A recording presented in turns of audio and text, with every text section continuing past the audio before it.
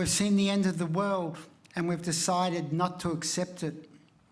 These are the words of courage spoken by a remarkable young woman, Marwa Johnson, a young Indigenous woman from Queensland, in an interview with Naomi Klein, the climate change and human rights activist. Marwa Johnson is a spokesperson for the Wangan and Jagalingou people, the traditional owners group, people determined to protect country against the Carmichael mega mine proposed for central Queensland. The Adani mine, as it is also known, not only threatened its traditional local country, but a World Heritage Site, the Great Barrier Reef, and the viability of the planet as a whole. A planet already suffering the outcome of excessive carbon released into the atmosphere due to the burning of fossil fuels and an excess leading to the current climate crisis that is impacting on all of us. So what we have is a community, a nation with the least intrusive carbon footprint on Earth, taking up the fight for the rest of us who are too often wasteful and too often too selfish to take up this fight ourselves. Please allow me to repeat Marwa Johnson's words. We've seen the end of the world and we've decided not to accept it.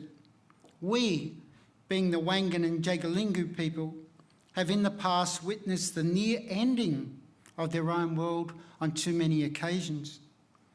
Along with other Indigenous nations throughout Australia and across the globe, the Wangan and Jagalingou first faced the potential of an end to their livelihood, an end to their culture, an end to their country during the 19th century. The onslaught of colonialism took many Indigenous nations to the brink of such an ending.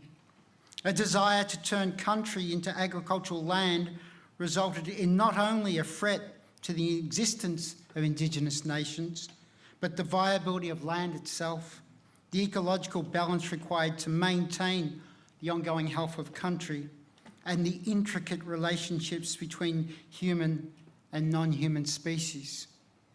The worlds of many Indigenous nations have teetered on the brink for so long, in some cases for over 500 years, and yet they have brought us back to a situation today where their voices are at the centre of debates that we're engaged in.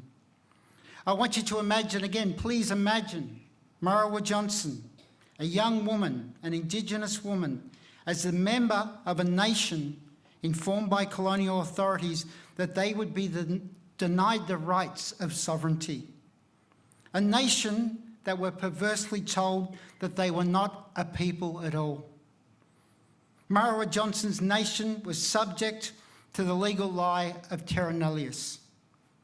In place of a living, breathing people, people with blood connected to country, people with heartbeats, people with love, people with spirit, people who were relegated to the status of non-existence. And worse still, it was as if these people had never existed. They were cast not only as a people without history, but a people who existed outside history.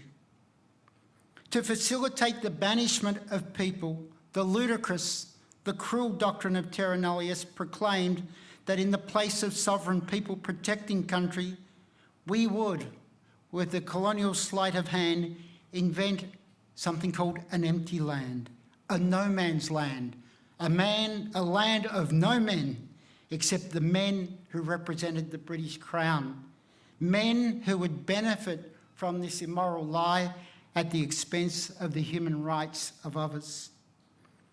Please imagine the genealogical and personal journey of a woman such as Marwa Johnson, and that of many thousands of Aboriginal women before her. From the late 19th century and for much of the 20th century, Aboriginal women in Queensland, in New South Wales, in Victoria, in every state and territory across the Australian nation were subject to living under the Act. Various manifestations of Aborigines Acts, government legislation, framed to not only disenfranchise Aboriginal people from the rightful ownership of country, but to incarcerate the body and minds of women, targeting them for repressive regimes. These were women who were told where they could and could not live. These were women who were told where they could not travel, who they could simply be, who they could love, and who they could live with. Marwa Johnson is a descendant of these same women removed from country and forced onto government reserves and missions. Johnson is a descendant of women refused the right to continue vital cultural practices that facilitate the ecological protection of country. Women refused the right to educate and nurture young people, particularly young women, who could also go on to become important protectors of country later in life. Marwa Johnson is a descendant of women continually threatened with the theft of their own children for standing up and simply being women of knowledge. And yet they have endured. An endurance that tells the story of country. An endurance which has benefited younger generations of Indigenous people, and an endurance that may yet assist each of us to endure and to face the challenges of the protection of country in the future. Imagine the Wangan and Jagalingou traditional owners group, a nation faced with obstacles that many could not bear, let alone endure. They have confronted the possibility of their physical and spiritual death many times, and yet they have refused to accept it.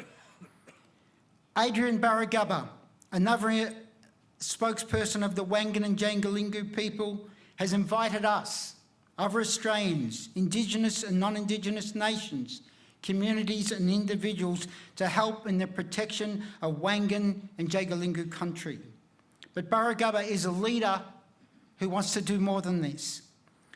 In his statement, "Come and join us to protect our country," in the spirit of generosity that he offers us that invitation, Barragubba is looking to us to protect the countries of the globe, to protect nations of the globe, Indigenous and non-Indigenous. The Wangan and Jagalingou people have seen the end of the world and they refuse it.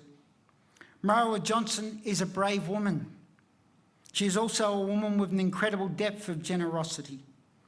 She is not only fighting for her country, she is not only fighting for country belonging to the Wangan and Jagalingou people, Marwa Johnson is fighting to protect country for each of us in this city, across this country and across this planet. We have her to thank for this. We have Adrian Barragubba to thank. We must thank a marginalised people who put their lives, their bodies and community on the line in order to make the earth a healthy and better place. They are the marginalised of this country and they have come to the centre. And they are now in the centre of this struggle and they must be recognised as the force of this struggle. Marwa Johnson's words are also words of graciousness, but please let the gratitude be ours to offer, ours to proclaim. We have been blessed. We may yet be saved by a woman and her community who, on behalf of each of us, has seen the end of the world and refused to accept it. We must also refuse that end. Thank you. Visit wheelercentre.com for the best in books, writing and ideas from Melbourne, Australia and the world.